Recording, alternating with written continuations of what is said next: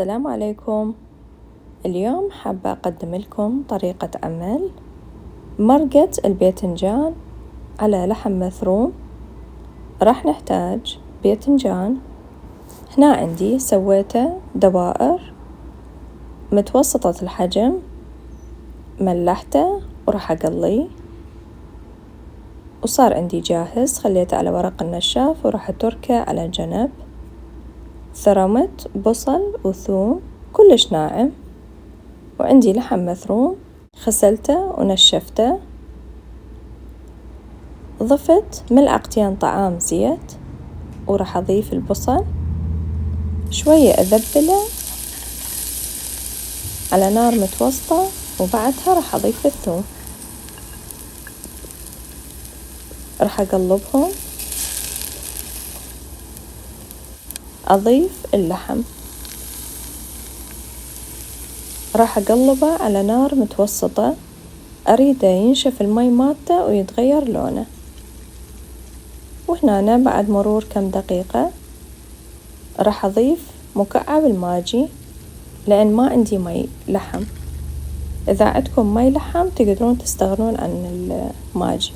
وراح أضيف فلفل أسود وراح أقلبه لحد ما يمتزج الماجي ويا اللحم.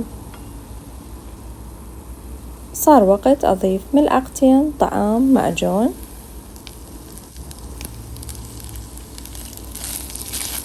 وأحمس اللحم ويا المعجون. أريد اللحم ياخذ نكهة طيبة.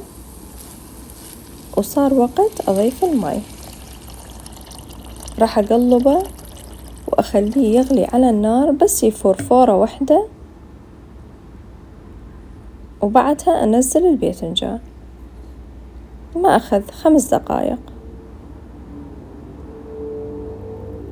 صار وقت أضيف الباذنجان.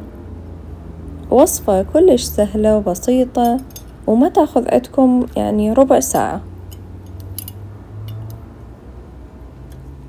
وأخليه يفور فورة وأنصيه على نار هادئة، أتركه لمدة 3 ساعة.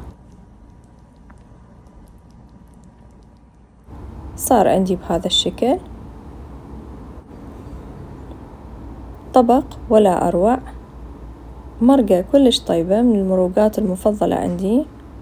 أقدمها إما ويا تمن أو إذا حابين ويا الخبز. إن شاء الله يكون عجبكم الفيديو واستمتعتوا بالوصفة.